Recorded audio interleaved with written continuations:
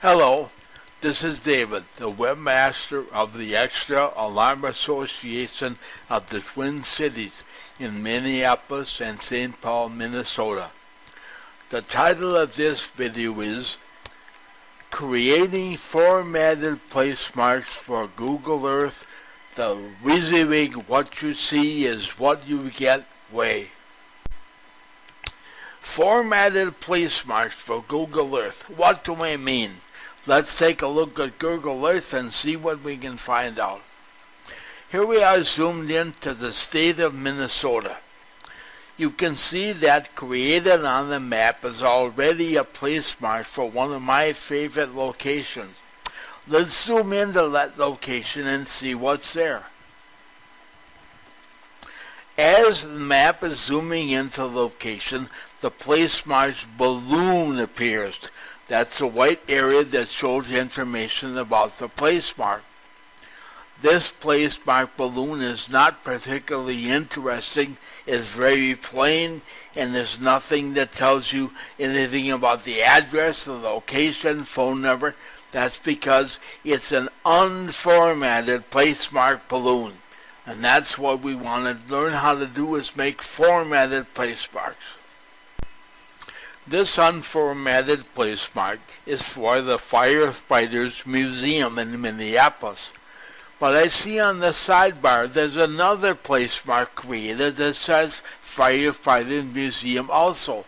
Let's turn off the first placemark, and clicking the box in the sidebar, let's turn on the other placemark, and then either expanding this and single-clicking the Firefighters Museum placemark on the sidebar, or single-clicking the icon gives us the placemark balloon. Let's move the screen slightly so we can get the placemark balloon in the center of the screen. Now this is a much more interesting placemark for a number of reasons. Well, right away, first you notice the photograph that catches the eye. Well, let's deal with some of the text. In the first line, you'll notice it's bold. It's bolder than the other fonts. It's underlined, it's red in color, and it's a different typeface than the rest of the fonts. Underneath it is a line that's in italics. That's followed by some line spacing. And then the street address and the city and the telephone number, some more line spacing. That's followed by a link. It's blue and it's underlined as links normally are. If we were to click it, we would get the museum website.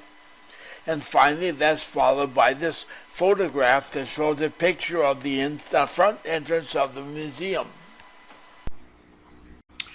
So let's investigate a little bit about where the formatting for this nice looking placemark is stored and how it got there.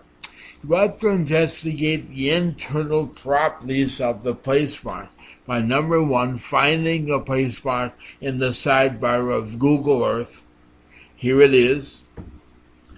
Then right-clicking the placemark, which gives you this menu, and then single-clicking the placemark properties here in the menu, which results in this dialog box.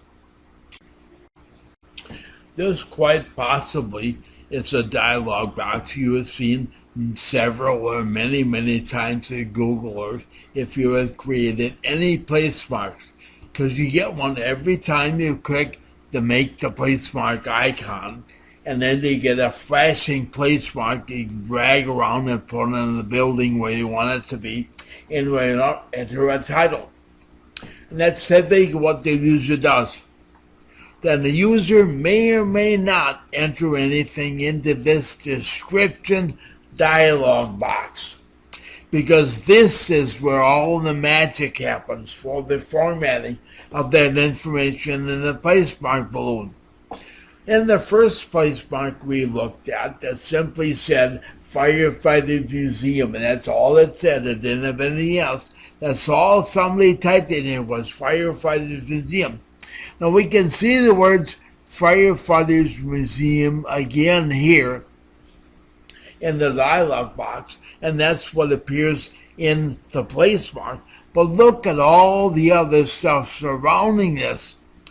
And you typically, if you're a typical user, you look at that and you say, whoa, wait a minute, that's not my kind of stuff. I don't know how to do that. I'm scared of that kind of thing.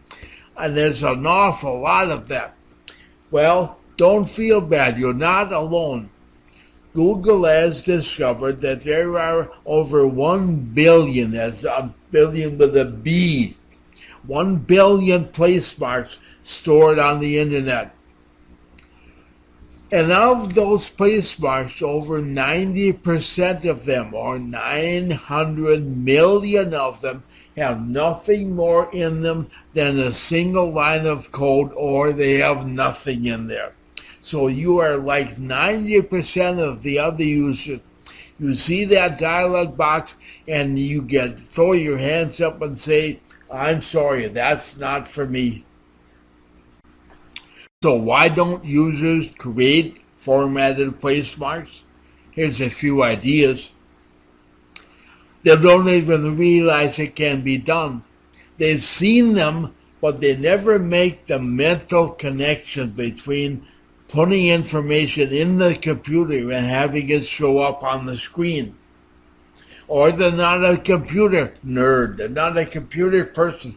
It just isn't their kind of thing to deal with the technicalities of worrying about putting things here, typing things there, saving this there, doing this there. They just not their thing.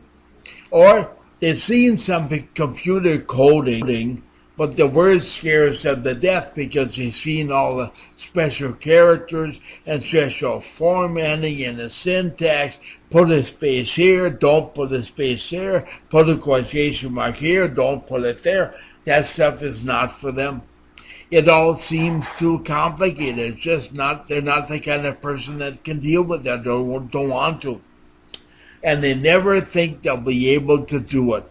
It seems all too complicated for them, and they just give up. Is there another way? Simple way to do it where you don't have to write any code and still get fancy place marks? Yes. And that's what all this is about. We're going to show you a way to get by all these reasons and have no excuse. If you can cut and paste, you can make a place.